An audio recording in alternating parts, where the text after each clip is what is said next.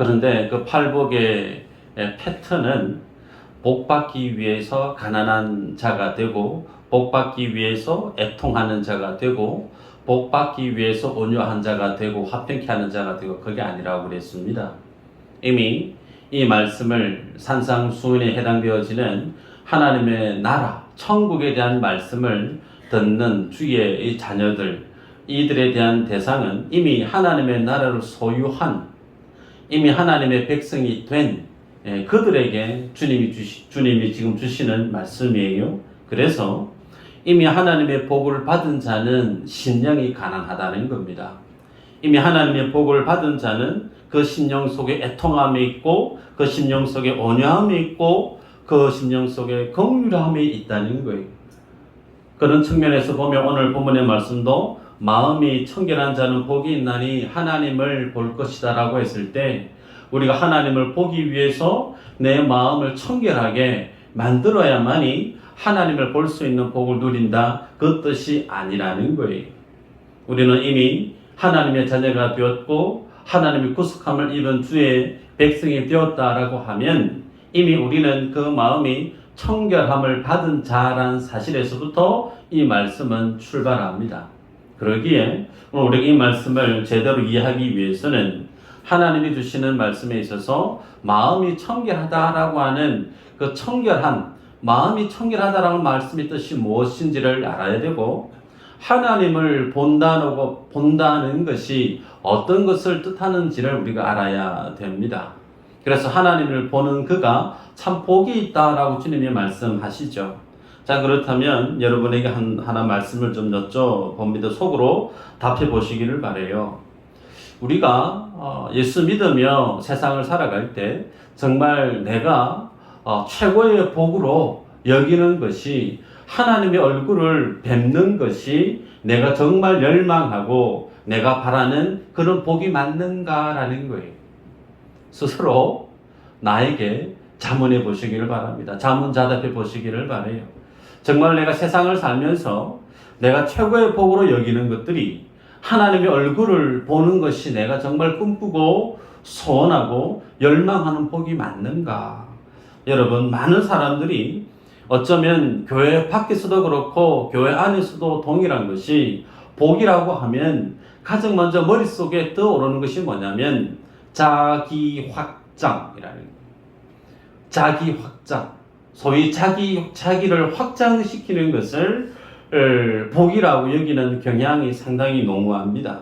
그래서 다른 사람들보다 내가 더 많이 복 받기 위해서 공부를 열심히 하고, 다른 사람들보다 더 많이 돈을, 직업을 혹은 직장에서 성진을 위해서 더 많이 수고하고 노력하고, 그래서 다른 사람들보다 더 높은 자리에 올라가고 다른 사람들보다 더 많은 것을 가지는 것, 그것을 통해서 나의 됨을 더 확장시키는 것을 복이라고 여기는 분들이 세상에나 참 많습니다.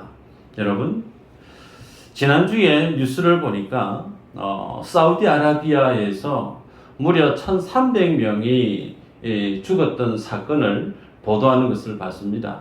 왜 죽었느냐면 이슬람 교도들인데, 모슬렘들인데, 이분들이 평생에 한 번 그들의 그 교리 안에는 메카라고 하는 성지를 반드시 한 번 이상 방문을 해야만이 그들이 꿈꾸는 구원, 그들이 원하는 구원에 부합된 삶에 도달해진다는 거예요. 그래서 많은 사람들이 평생의 꿈이 성지 순례를 한번 하는 거예요. 그러다 보니 많은 사람들이 메카라고 불리는 사우디아라비아에 있는 그 성지를 순례하기 위해서 많은 사람들이 동참했는데, 그때 날씨 온도가 무려 50도를 넘었습니다. 우리들은 다들 스마트폰이 있잖아요. 그래서 내일의 날씨 터치 한두 번만 하면 내일 기온이 몇 도가 되고 비가 올지 안 올지 다 알잖아요. 그래서 내일의 날씨를 대비해서 어떻게 행해야 될지를 삶의 계획을 짜기 마련인데, 이슬람 모슬렘 이 사람들은 내일의 온도가 무려 50도가 올라가는 걸 몰랐을까요? 압니다. 알매도 불구하고 그 50도가 뛰어넘는 일상생활하기가 힘든, 그렇게 무더운 위험한 그 기온 속에서도 뭘 감행하느냐면 평생 한 번 내가 메카라고 불리는 성지 순례를 내가 하기를 꿈꿨기 때문에 반드시 그 성지 순례를 가겠다는 거예요.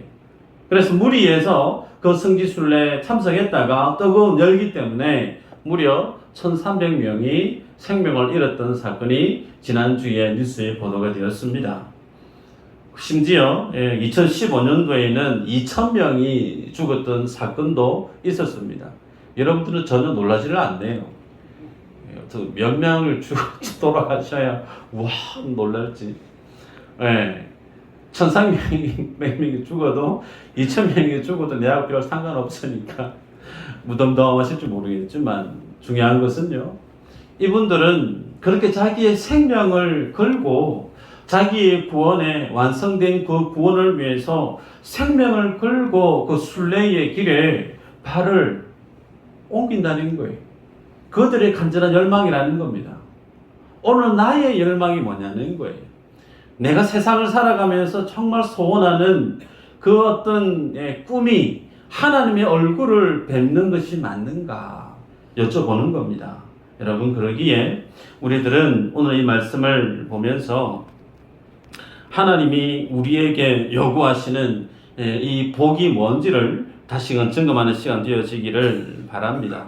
오늘 본문의 말씀을 보면서 우리 자기의 확장이 나의 복이 아니고 나의 더 많은 것을 소유하고 더 높은 자리에 올라가고 다른 사람보다 더 큰 집을, 더 좋은 차를, 더 좋은 어떤 지위에 오르는 것이 이 땅을 살아가는 하나님의 자녀들이 꿈꿔야 될 복이 아니고 하나님의 그 얼굴을 뵙는 것이, 보는 것이 우리들이 마땅히 품어야 될 하나님의 큰 복임을 믿으시기를 바랍니다. 여러분, 요한복음 20장 31절에 이런 말씀이 있습니다. 오직 이것을 기록함은 너희로 예수께서 하나님의 아들 그리스도의 심을 믿게 하려 함이요 또 너희로 믿고 그 이름을 힘입어 생명을 얻게 하려 함이니라. 요한복음을 기록한 사도 요한이 성경을 왜 기록했는지에 대한 목적을 밝히고 있는 거예요. 성경을 기록한 목적을 다른 데 있지 않습니다. 너희로 믿고 그 이름을 힘입어 생명을 얻게 하려 함이라. 성경 66권이 여러분 앞에 놓여져 있을 텐데 이 성경 66권을 주님 우리에게 주신 이유가 어디에 있느냐면 생명을 얻으라는 데 있다는 거예요. 바로 우리가 하나님의 말씀을 묵상하고 예배를 드리고 신앙생활을 함에 있어서 정말 최고의 가치, 최고의 목적은 생명을 경험해야 되고 그 생명을 우리가 붙들어야 됩니다. 예수님은 요한복음 10장 10절에 내가 온 것은 양으로 생명을 얻게 하고 더 풍성히 얻게 하려는 것이다 라고 분명히 주님이 이 땅에 오신 목적을 생명 얻게 하기 위해서 이 땅에 왔다 라고 주님이 스스로 밝히십니다.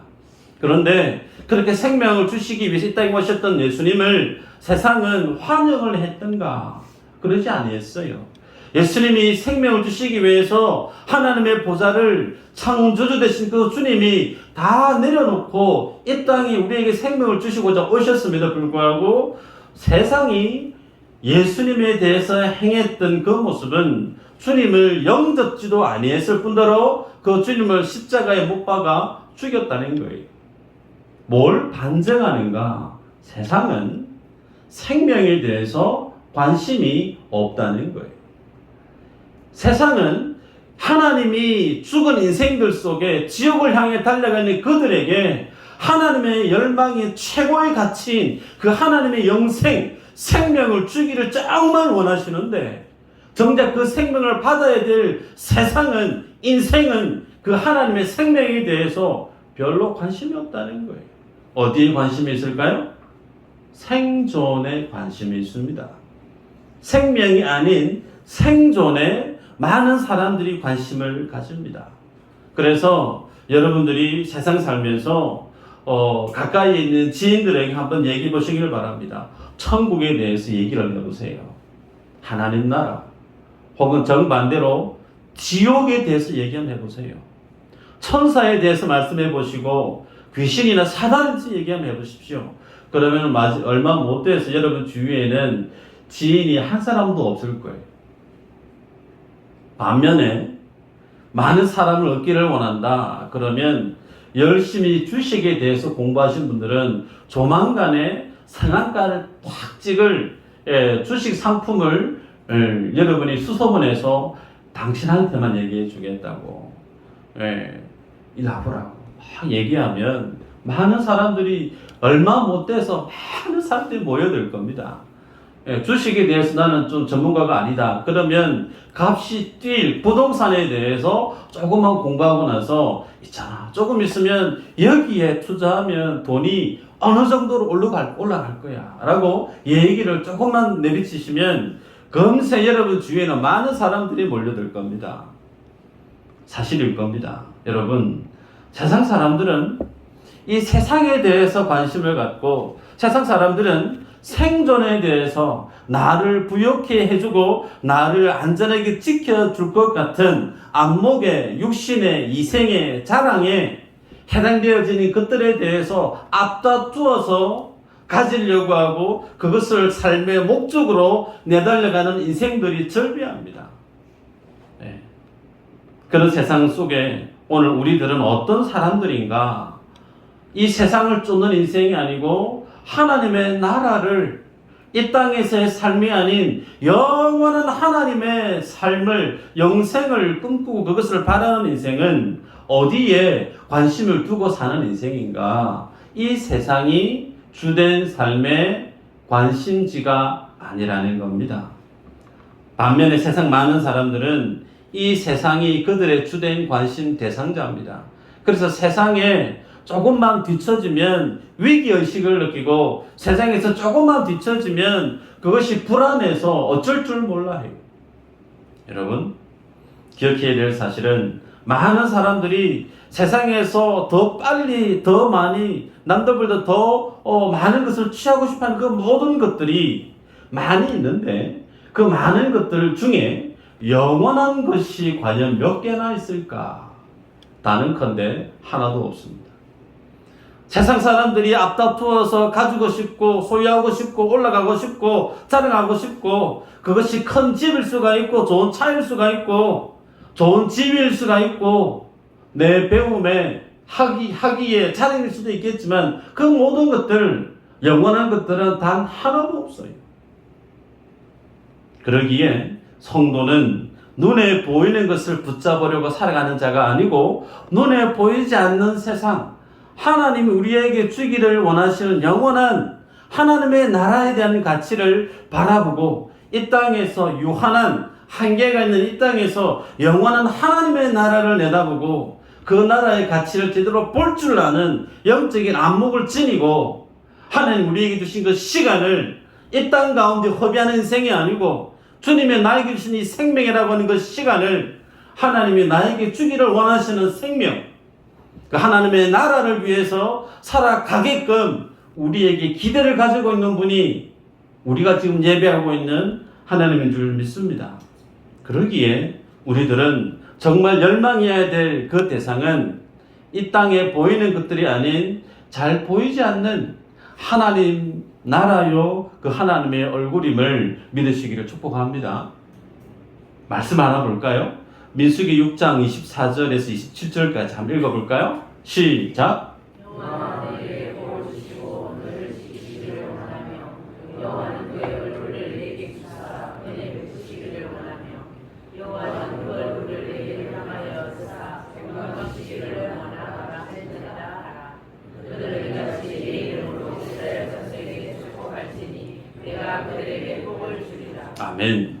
구약에 제사장들이 제사를 집례할 때 이스라엘 백성들에게 축복하는 기도의 내용이 그런데 제사장이 백성들에게 축복을 주는 그 축복의 주된 핵심이 뭐냐면 여호와 하나님의 얼굴입니다. 그 하나님의 얼굴을 자기 백성에게 비춰 주심으로 그 얼굴에서 드러나는 하나님의 은혜가 그 하나님의 얼굴에서 드러나는 하나님의 평강이 주의 백성들 속에 넘쳐나기를 축복합니다 라고 제사장이 기도해요. 여러분 성도가 이 땅 가운데 살아가는 참된 복이 뭐냐라고 할 때 밝히고 있습니다. 여호와 하나님의 얼굴. 그러면 반대로 하나님께서 우리에게 하나님의 얼굴을 돌려버리시면, 외면해버리시면 어떻게 될까? 볼까요? 신명기 31장 16절에서 18절 읽어보십시다. 시작. 너는 내 조상과 함께 누려니와 이 백성은 그 땅으로 들어가 없나니 그 땅의 이방 신들을 따르며 일어날 것이요 나를 버리고 내가 그들과 맺은 언약을 어길 것이라. 내가 그들에게 진노하여 그들을 버리며 내 얼굴을 숨겨 그들에게 보이지 않게 할 것인즉 그들이 삼킴을 당하여 허다한 재앙과 환난이 그들에게 임할 그때에 그들이 말하기를 이 재앙이 우리에게 내림은 우리 하나님이 우리 가운데에 계시지 않은 까닭이 아니냐 할 것이라. 또 그들이 돌이켜 다른 신들을 따르는 모든 악행으로 말미암아 내가 그때에 반드시 내 얼굴을 숨기리라. 하나님이 반드시 하나님의 얼굴을 숨기시겠대요. 왜요? 이스라엘 백성들이 하나님의 언약을 버리고 우상을 숭배하고 하나님의 계획, 하나님의 뜻, 하나님의 말씀과 상관없는 삶을 살아갈 때 하나님께서 그들을 향한 하나님의 낯을 돌려버리겠다는 거예요. 여러분, 하나님께서 하나님의 얼굴을 돌려버리게 되어지면 어떻게 될까요? 역사가 증명합니다. 북이스라엘이 아수르에 멸망했습니다. 남유다가 바벨론에 멸망해 버렸어요. 우리는 이 성경의 스토리, 이 성경의 역사가 그냥 지나가는 캐캐 묵은 먼지가 수북히 쌓여있는 옛날 이야기가 아닙니다. 하나님은 이때나 지금이나 그 하나님의 영광, 그 하나님의 거룩, 그 하나님의 뜻은 전혀 바뀐 게 없어요. 동일하다는 거예요. 그 하나님은 지금도 하나님의 언약 앞에, 말씀 앞에, 주님 앞에 마음을 쏟아내고 삶을 주님 앞에 집중하는 인생에게는 하나님의 얼굴을 보이십니다. 너희가 전심으로 나를 찾고 찾으면 너희가 나를 만날 것이라. 교회 안에서 예수님을 난 만나지 못했다. 교회 안에서 나는 주님을 만난 적이 없다라고 하는 분들 속에 묻고 싶어요. 전심으로 하나님을 만나려고 몸부림을 얼마만큼 치셨나?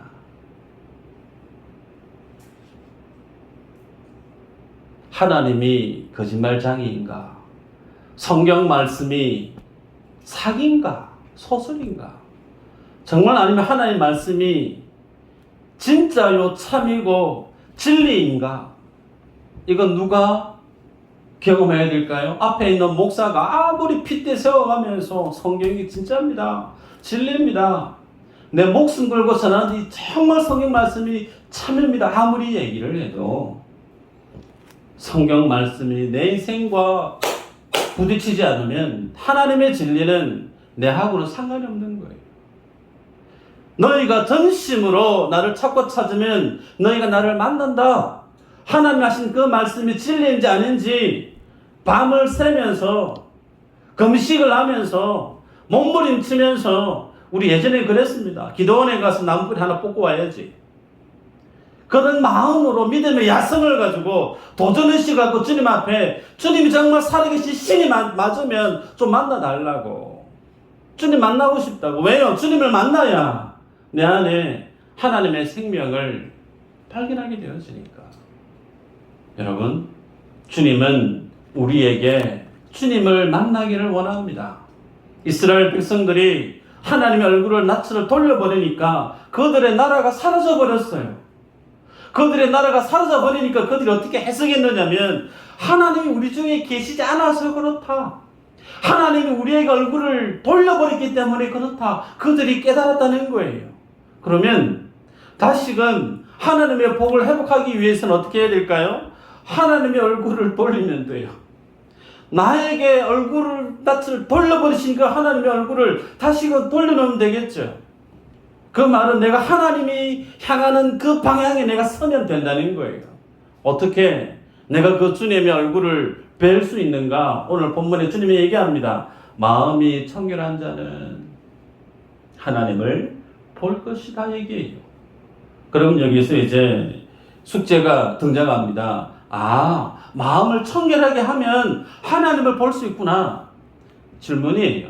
여기서 청결하게 하다라고 하는 말의 의미가 10중 8구 클린, 영어로 클린, 깨끗한, 더러움이 없는 그런 어떤 상황으로 이해하기가 쉽습니다. 그래서 예수님을 내가 믿고 하나님 얼굴을 내가 뵙기 위해서는 내 마음에 있는 죄악된 요소들을 다 정제를 하고 좀 거룩한 생각을 하고 내 삶을 이타적이고 하나님의 말씀에 부합된 삶을 살기 위해서 열심히 부단히 내 마음을 주님 앞에 좀 다듬는 그런 열심을 내가 살아야 되겠다. 그러면 내가 하나님의 얼굴을 뵐 수 있지 않을까? 맞을까요? 말씀을 그렇게 해석하시면 죄송스럽지만 여러분들보다 절에 있는 스님들이 하나님을 뵙기가 더 빠를 수 있습니다. 인도에 요가를 하는 명상가들이 더욱더 하나님을 만날 수 있는 확률이 높아요. 금욕적이고 돌을 닦기 위해서 속세를 떠나가서 산속에서 열심히 묵상하고 있는 그 사람들이 더욱더 하나님을 만날 수 있는 기회가 더 많을 겁니다. 마음을 비우고 마음을 깨끗하게 하고 마음에 정화작용이 있으면 뭔가 열심히 정진을 하고 클린, 그 뜻일까? 그거 아니라는 거예요. 성경 영문 성경을 보면 pure이라고 되어 있습니다. pure. 예. 섞이지 않은 뭔가 불순물이 없는 그 뜻입니다. 하나님 앞에 마음을 청결하게 하다 그 마음은 내 마음을 열심히 씻어내고 닦아내고 청소 작업을 하는 그 뜻이 아니고 내 마음속에 불순물이 없는 그 뜻이에요.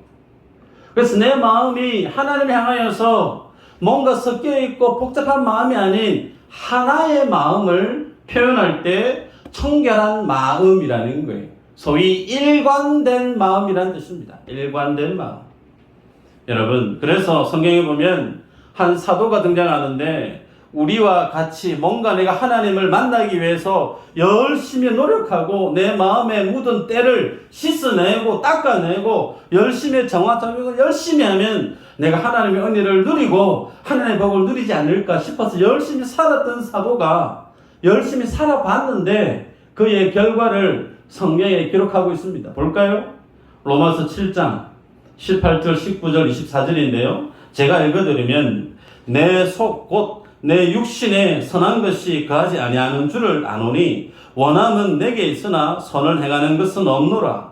내가 원하는 바 선은 행하지 아니하고 도리어 원하지 아니하는 바 악을 행하는도다. 24절에 오호라 나는 공고한 사람이로다. 이 사망의 몸에서 누가 나를 건져내랴. 누구 얘기죠? 사도 바울의 이야기예요. 사도 바울이 이 로마서를 기록했던 시기에는 그의 노년에 기록하고 있습니다. 소위 사도로서 믿음이 섣불고 믿음이 좀 서툴고 좀 여리고 그 수준이 아니라는 거예요. 하나님 앞에 풍성한 사역의 노하우를 경험하고 그 믿음이 영걸어서 성숙한 노사도의 입장에 서서 로마서를 기록하고 있을 때 그가 뭘 깨닫게 되어지느냐면 내가 하나님 앞에 열심히 살았는데 하나님이 기뻐하시는 선을 위해서 열심히 살았는데 돌아보면 내 안에 수북히 발견되어지는 죄악 덩어리를 발견했다는 거예요. 그래서 그가 하나님 앞에 하소연하면서 그가 하나님 앞에 자기의 심정을 토해내듯이 오호라 나는 공고한 자다. 이 사망의 몸에서 누가 나를 건져내랴. 뒤돌아보니까 내 속에 넘쳐나는 죄악이 너무 많다는 거예요. 감당이 안 된다는 거예요. 넘어져 버린 그 죽음의 자리, 죄의 자리, 더러움의 그 자리에서 그가 무엇을 붙들게 되어지느냐면 예수 그리스도 안에 있는 하나님의 은혜를 붙들게 되는 거예요. 아, 하나님의 은혜, 예수 그리스도의 의, 그 주님의 은혜만으로 내가 하나님의 자녀가 되는 거구나. 그리스도 안에 새로운 피조물이 되는 거구나. 사도 바울이 자신의 삶의 고백을 고스란히 고백으로 성경의 기록으로 남겨놓았습니다. 그러기에 여러분, 우리의 마음은 하나님 앞에 설 때 청결한 마음이 되라라고 했을 때 그 청결한 마음은 우리의 마음을 청소하고 정돈하고 그 뜻이 아니에요. 여러분 말씀 한번 볼까요? 예레미야 17장 9절 한번 읽어보십시다. 시작. 오늘보다 뜻대로 시이 복해한 것은 마음이라 그가 너희 일을 알려마는. 네. 지금 여러분의 머릿속에 빨리 떠올리시길 바라요. 여러분이 살아온 날 동안 정말 봤을 때 최고로 더러웠던 어떤 한 장소 떠올려 보세요. 그것이 푸셋이 화장이 실을 수 있고 쓰레기가 쏙히 써져 있는 쓰레기 살 수도 있는데 그것보다 더 부패한 게 뭐라고요? 누구 마음이요? 내 마음이라는. 내 마음이 하나님 볼 때 그렇게 썩었다는 겁니다. 부패했다는 거예요. 그렇게 썩어지고 부패한 그곳에 내가 열심히 청소 작업 들고 열심히 썰고 닦고 한다고 해서 그 더러움이 씻어질 수 있느냐? 불가능하다는 겁니다. 우리 마음은 내가 뭔가 조금 어떻게 한다고 해가지고 수리 보완해서 깨끗해질 수 있는 그런 마음이 못 된다는 겁니다. 그러기에 주님 우리에게 요구하시는 그 마음은 클린한 마음이 아니고 퓨어한 퓨어. 섞이지 않은 그 마음이 나뉘어지지 않은 하나의 마음을 주님 우리에게 요구한다는 겁니다. 청결한 마음이 어떤 마음인가? 일관성을 지니고 하나님 앞에 하나로 조성되어지는 그 마음을 성경은 청결한 마음이다 그럽니다. 그러면 그 청결한 마음이 어떤 마음인가? 말씀을 보면요. 주님 앞에 하나의 마음을 지니고 있는 마음이에요. 야고보서에 1장 6절에서 8절 이렇게 기록합니다. 오직 믿음으로 구하고 조금도 의심하지 말라. 의심하는 자는 마치 바람에 밀려 요동하는 바다 물결 같으니 이런 사람은 무엇이든지 죽게 얻기를 생각하지 말라. 두 마음을 품어 모든 일에 정함이 없는 자로다 그랬습니다. 여기에서 야고보가 얘기합니다. 두 마음을 지닌 자, 그 마음이 소위 하나님 바라볼 때 청결한 마음이 아니다라는 거예요. 그래서 청결한 마음은 하나의 마음인데 마치 주님 앞에 기도하고 난 다음에 의심하는 마음, 그 마음이 주님 앞에 볼 때에 청결하지 않은 마음이다라는 겁니다. 그럼 질문을 좀 드릴까요? 여러분 기도를 했는데 의심하는 그 마음이 주님 바라볼 때에 청결하지 않는 마음이래요. 두 마음을 지닌 마음이래요. 여러분들이 지금까지 신앙생활을 하시면서 하나님 앞에 많은 기도의 삶을 사셨을 겁니다. 그 많은 기도하시는 중에 한 번도 하나님이 내 기도를 들어주실까 안 들어주실까 나는 의심해 본 적이 한 번도 없다. 그런 분 계시나요?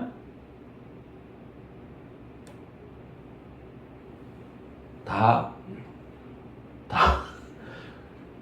의심을 안 하시나? 저는 의심을 너무 많이 하고 살았어요. 그러면 하나님 앞에 두 마음을 지닌 자로 청결하지 않은 마음을 이렇게 표현할 때 의심하는 것으로 말씀하고 있는데 그 의심하다라고 하는 말이 하나님 앞에 내가 기도를 열심히 했는데 그 기도를 주님이 들어주실까 안 들어주실까 여기에 대한 의심하는 마음을 뜻하고 있는 표현을 소위 두 마음이라고 표현하고 있는가? 그거 아니라는 겁니다. 여기에서 의심하는 그 의심이라고 하는 그 말의 의미는 그 뜻이 아니에요. 여러분 성경에 창세기 18장에 보면 하나님이 아브라함에게 나오죠. 그의 나이가 99세 때입니다. 그리고 주님이 얘기해요. 내년 이맘때 네 아들 낳는데 그랬더니 커튼 뒤에 숨어있던 사라가 피식 웃습니다. 아브라함도 웃고 와이프도 웃습니다. 그래서 그 아들 이름을 뭐라고 짓죠? 웃음이라고 하는 이삭이라고 이름을 짓지 않습니까? 아브라함과 사라의 자세는 하나님의 천사가 와서 내년 이맘때에 네가 아들을 안게 될 거야 라고 했을 때 아멘으로 한 게 아니에요. 피식 웃었다니까요. 하나님의 말씀 앞에 신뢰는커녕 그냥 무슨 말 같지도 않은 얘기를 하세요 하면서 쓸데없는 농담처럼 피식 웃고 지나가 버렸습니다.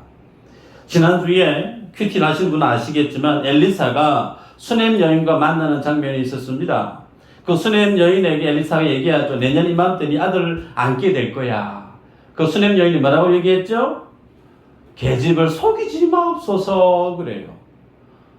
엘리사가 하나님의 선지자가 하나님의 축복의 말씀을 대언하고 있는데 속이지 마서 지금 그러고 있다는 거예요. 아멘 했으면 참 믿음의 성도님이구나 이렇게 그렇게 도전을 받을 수 있을 것 같은데 속이지 마세요. 그런데 어떻게 됐죠? 아브라함이 이삭을 낳습니다. 수넴 여인이 그 다음 해에 아들을 안아요.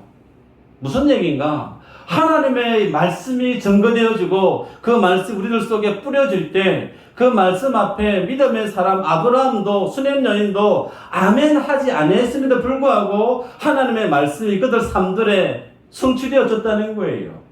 여러분 우리가 주님 앞에 기도할 때 그 기도함에 있어서 의심하다 이 말의 의미는 주님이 내 기도를 들어주실까 안 들어주실까 여기에 대한 의심이 아닙니다. 여기 말하는 그 의심은 하나님이 나의 하나님으로 나와 동행하는 어떤 본질적이고 근원적인 믿음에 대한 성격을 지칭하고 있다는 겁니다.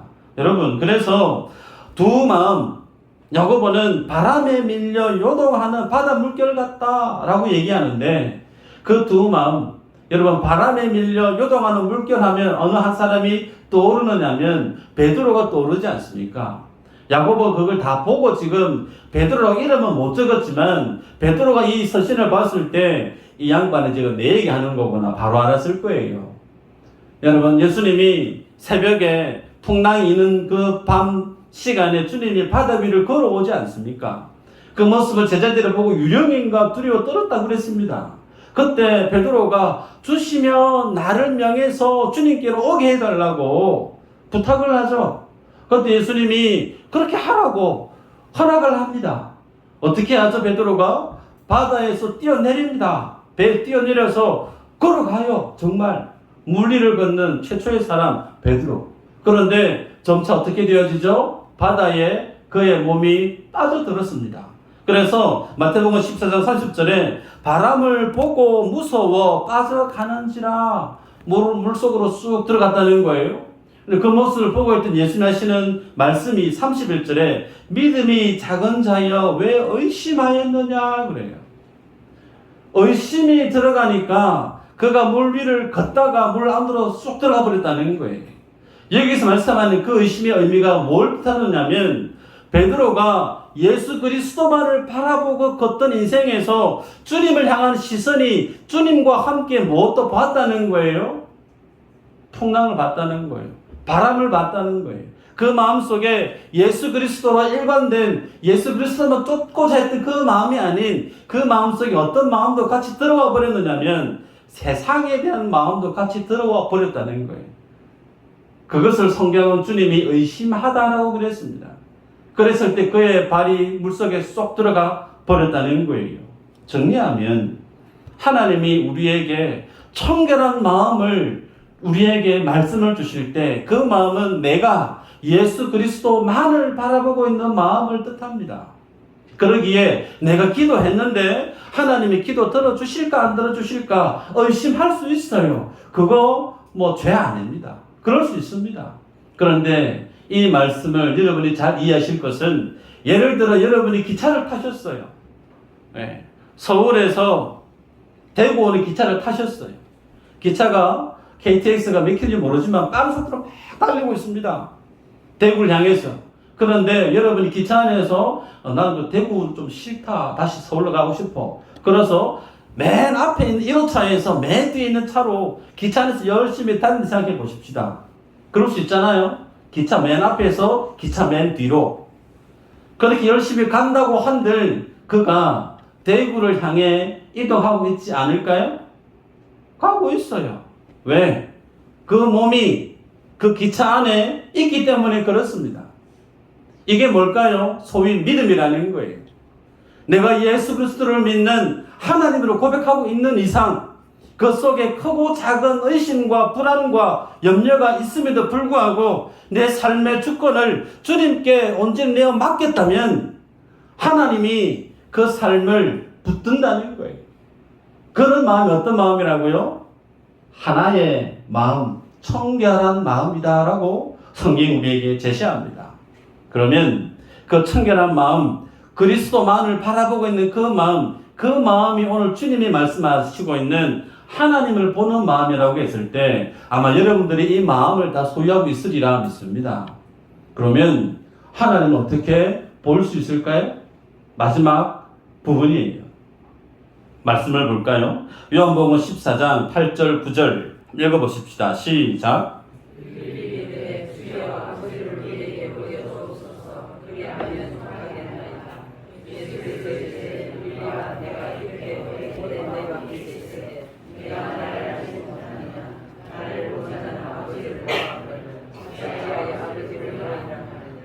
아멘.